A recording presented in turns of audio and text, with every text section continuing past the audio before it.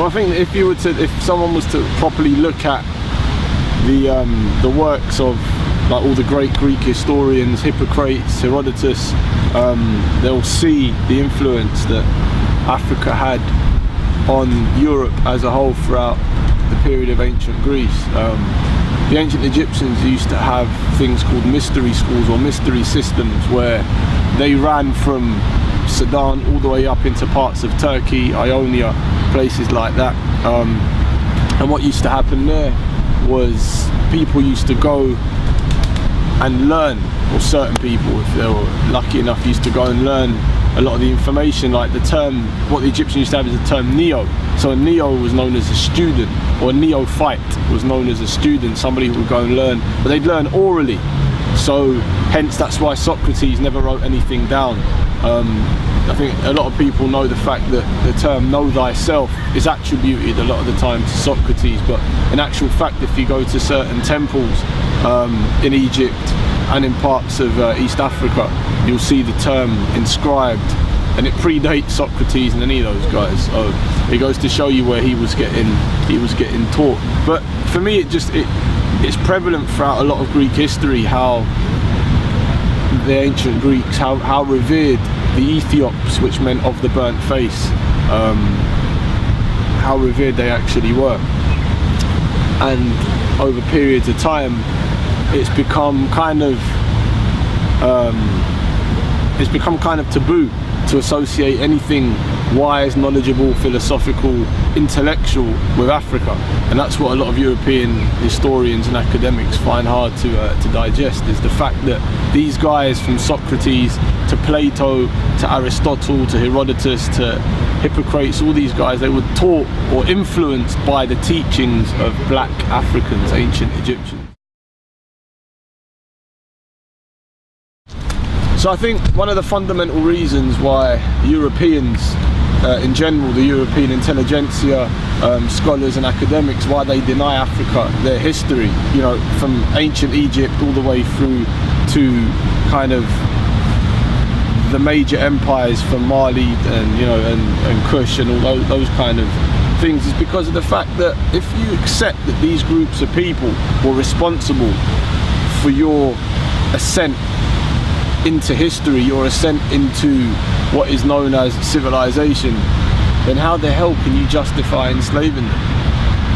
And that's part of the problem, is the fact that you've enslaved, you've tortured, you've committed innumerable acts of genocide on the same people that put you in the position that you are in, scientifically, philosophically, academically, and culturally and linguistically, whichever way you kind of want to look at it.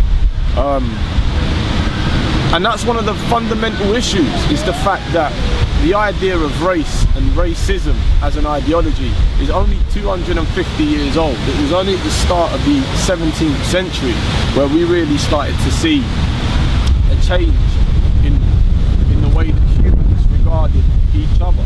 So it's a very new idea. It's a very pernicious and sick idea that people find it very difficult to undo, because the Greeks never had the concept for race. You know, race before the 17th century was a group of people that shared cultural, linguistic and geographical similarities, whereas once the J.F. Blumenbachs and certain anthropologists, Charles Darwin and his kind of followers and descendants, once they got their hands on the idea of breaking humans down into certain groups, then it started to become more prevalent. You had the phenotypic biological overview of what humans, who they are and what they constitute. And you know, obviously you know, you got the measuring of the skulls, cephalic index, anthropometry, all these different sciences, pseudosciences were invented to try and put the white man up at the top and the African at the bottom. And this was all due to the fact that for hundreds of years before, Africa was the richest, most prosperous cultural hub or center point of the world, which is why Alexander decided, you know, when he went to Cairo, or when he went to Kemet, why he called it Alexandria. That is where everything that, you know, the library in Kemet there's thousands and thousands of books. It's been documented that he took from the library of Kemet back into Greece. Aristotle did the same thing. Alexander never went anywhere without Aristotle, and a lot of the information that was in those books was used and plagiarized by Greek philosophers. And it's not, I don't think it's a matter of trying to say, oh, you know, the Greeks weren't doing anything, and I don't think it's about that. I think it's more to do with who influenced who. You know, people don't look at Charles Darwin and say this guy came up with the theory of evolution completely on his own. He studied theories and schools of thought from kind of anthropology to sociology far back from his time, and that's what people don't realise.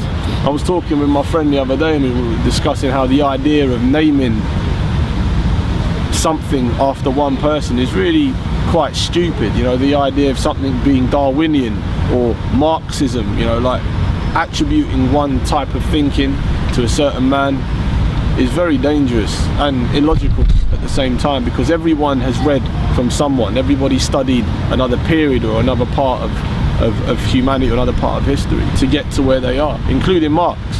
I mean, Africa and China had the idea of democratic sharing for thousands of years before Marx and Engels decided to sit down and coin the term, you know, communism.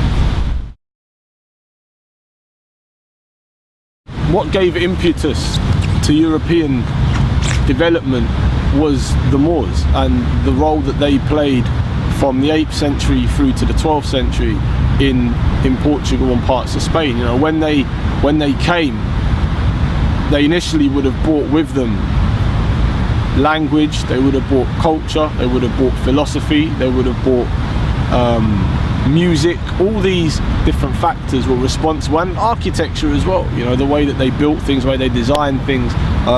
The abacus, that's from the Moors. The guitar, that's from the Moors. Score writing, music, all these kind of things were never before they've been introduced into Europe. It's actually, funnily enough, also that the 8th century was the first period in European history where we start seeing a black-white dichotomy playing out against itself. So before that, there is no real documentation of white racism towards black people. What we started seeing through the period of the Moors was white people actually turning around and trying to say that these black Africans, these black Arabs, are oppressors, they're colonialists, they're this, they're that, and that's what gave birth to the first initial spree of kind of white supremacy or white racism. And then obviously as time played on, that became more consecrated within people's thinking, and it started to pervert the way they regarded one another. But also, the Moors never really, as far as colonial powers go, they didn't knock down any churches. They let the Spanish and the Portuguese continue to practice Christianity, but they just said that, you know, the dominating religion is going to be Islam, but you guys can keep your churches and you can, you know, we're not going to knock anything down, which is complete opposite to what Europeans did when they went anywhere and there was a mosque or, you know, there was a temple. They knocked it down, they bombed it, or they just destroyed it, or they kind of outlawed any other religion apart from Christianity. So yeah, I think the Moors played a really crucial, vital, pinnacle role in European development.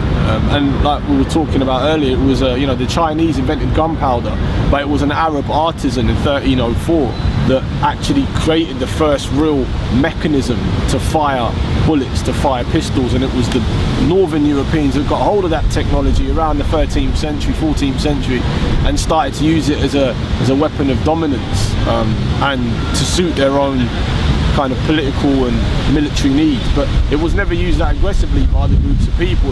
It'd been used before, but not to the extent in which kind of the British were using it on the Irish, on the Welsh and the Scottish.